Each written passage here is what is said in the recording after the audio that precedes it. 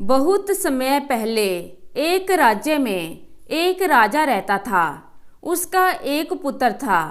वह अपने पुत्र को बहुत प्यार करता था, लेकिन उसका पुत्र हमेशा बीमार रहता, क्योंकि उसके पेट में एक सांप रहता था, जिसकी वजह से वह बहुत ही कमज़ोर होता जा रहा था। अपनी इस बीमारी के चलते राजकुमार बहुत दुखी रहने लगा, क्योंकि कोई भी वैद्य उसकी इस बीमारी का उपचार नहीं कर पा रहा था। इस बीमारी के चलते अपने बेटे की ऐसी हालत देख राजा भी बहुत दुखी और परेशान रहता। इस बीमारी से परेशान होकर राजकुमार बिना किसी से कुछ बताए अपने महल से बहुत दूर किसी दूसरे राज्य में चला गया। वहाँ वह एक मंदिर के बाहर बैठकर भीख मांगने लगा। राजकुमार प्रतिदिन भीख मांगकर अपना गुजारा करने लगा।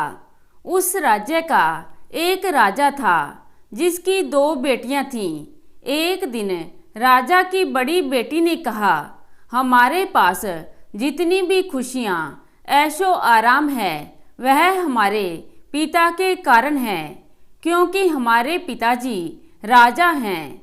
इतने में ही उनकी छोटी बेटी बोली, नहीं, हमें यह सब भगवान की इच्छा से मिलता है, जिसके हम लायक होते हैं, और जो भगवान ने हमारी किस्मत में लिखा होता है वह हमें जरूर मिलता है।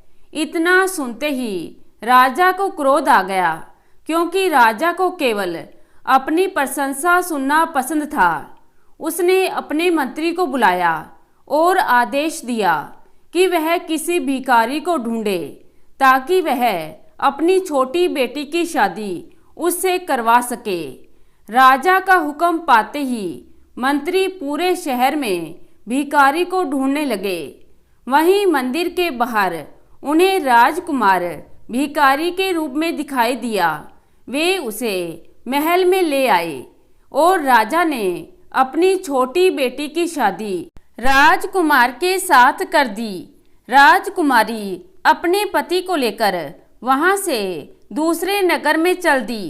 कुछ ही दूर चलते ही राजकुमार बहुत ही थक गया। राजकुमारी ने अपने पति को एक पेड़ के नीचे सुला दिया और स्वयं खाने की खोज में निकल पड़ी।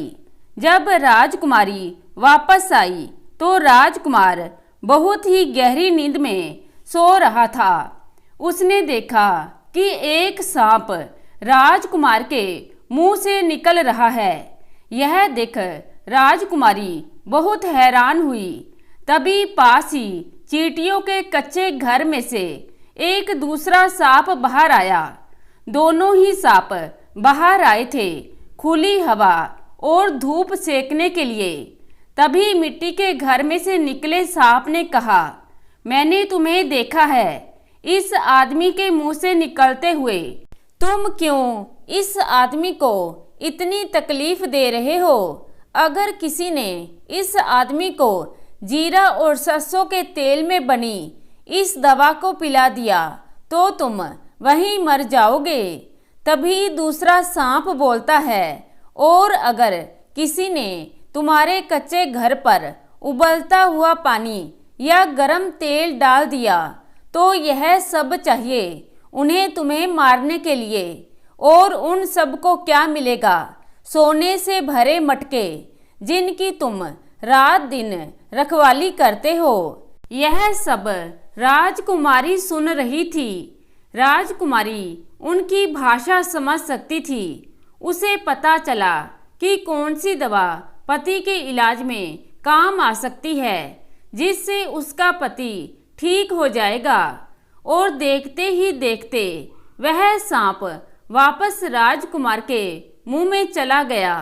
यह देख राजकुमारी ने दूसरे नगर पहुंचते ही वह दवा तैयार करनी शुरू कर दी। दवा तैयार कर राजकुमारी ने उस दवा को राजकुमार को पिलाया, जिसे पीकर राजकुमार बिल्कुल स्वस्थ हो गया। फिर राजकुमारी ने बहुत सारा उबलता हुआ पानी तैयार किया और उसे बाबी पर डाल दिया। बाबी पर डालते ही राजकुमारी ने देखा कि वहाँ स्वर्ण से भरे 2 मटके थे, जिन्हें लेकर वह घर आ गई और फिर राजकुमारी अपने पति के साथ